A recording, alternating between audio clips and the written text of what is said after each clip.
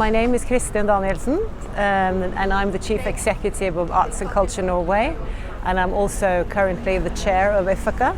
Arts and Culture Norway was established in 1965, and it's the national agency for culture and arts in Norway. And we work with the vision of having a society rich in culture and arts, with three aims, which is to have a diverse, innovative and sustainable cultural sector. We want to increase engagement with culture, and we're also seeking to build a society where culture and arts is highly appreciated, which we think is very important in this day and age where the world is becoming more complex and we need to go out and build a case for the arts in society. So when we parted at the last summit in Stockholm, we agreed on seeing culture not as a commodity, but culture as part of our society, and that we are focusing much on the societal side of culture and arts, and also working with the UNESCO declaration of seeing culture and arts as a public good. So when we are together here now with the theme of chartering the future, it is about trying to look into the future of how culture and arts is going to be safeguarded, still publicly funded, still acknowledged as a sector and as a social good. So chartering the future is looking at the different challenges that we see in the world today. In Stockholm we talked about the Polish crisis, that we're seeing geopolitical changes, we're seeing financial austerity in the arts, we're seeing climate emergency increasing, and we're also seeing different challenges that we all need to come together to look at. And how do we handle that? How do we, as cultural ministries and arts agencies, how do we navigate in times of exponential change? So that's why we come together, because as national members there is only one of us in each country, so we need to meet, to share our knowledge and experience, and also to look forward if we can come up with good solutions together. In the open plenary I was moderating a conversation with where do you see culture and arts in times of exponential shifts, and we looked at it from a political level, but also from an expert level on especially cultural rights. There's three things that I'm really concerned with, and the first thing is to fight against this idea that diversity, inclusion and equity is no longer needed, or as someone said, they are dirty words. They are given, they are natural. Diversity is given, and culture and arts really thrives on diversity. So without that, it's going to be very difficult to have a vibrant and interesting culture and arts scene. So I think we need to sort of stand up against the idea that we no longer need diversity. We are diversity, and how do we continue to make use of that and to make that visible in the culture and arts scene? The second is about cultural rights. Alexandra Santaki, the Special Rapporteur for UN, was on the panel, and she said that we need to make sure that cultural rights matter. There are international frameworks, and that they are there for us to implement, and they are multi-layered, but they are there for us as national agencies to really look to and to confer, and I think that's really important.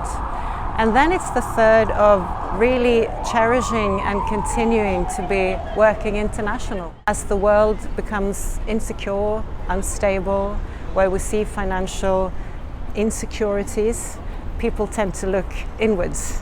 And we have also seen governments wanting to build different kinds of walls. And that is the worst thing that can happen to culture and arts. So still believing and still working for international collaborations, that's key. I like to quote Elif Shafak saying, "No nation is exceptional, we're all in this together." And I think the idea of closing in and looking in and thinking that the way we do it is probably the best way of doing it, it just doesn't work, because coexistence is what we have. It's natural and it's the only option. I would like to add one thing. Coming from Norway specifically, I would like to highlight the importance of insisting on diverse narratives. And I come from a nation, Norway, where we have been suppressing the indigenous people, the Sami people, and we're in the middle of a truth and reconciliation process. So for my work as a national agency, including indigenous knowledge and indigenous narratives is very important, and I think the international community should always insist on diverse narratives.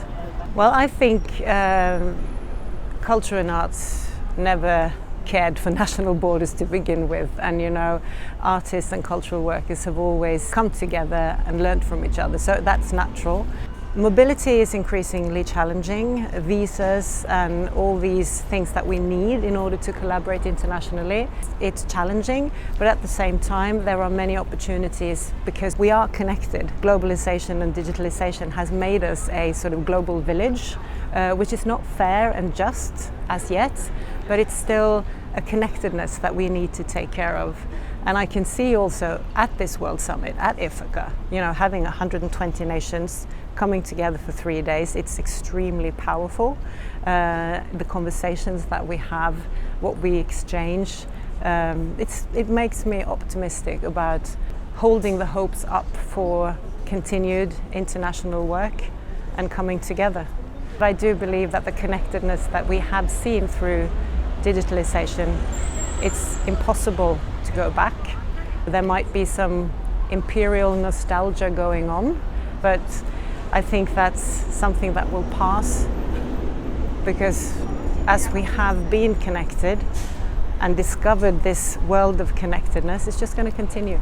There are many things to say about technology and digitalization. It certainly has a backflip because some jobs have been lost and some people have left behind, and it's not as if internet access or digital tools is available to everyone, but it has provided a connectivity which I think makes it impossible for us to close down and to go insular and build all these walls. I think we will choose to be connected. It comes natural to us. With all the sudden shifts that we see, it's more important than ever to come together, to digest the situation and to learn what's going on in the different countries. It is really interesting because between the IFACCA members we have so many different ways of doing our work and how we play our roles, but we learn so much from each other.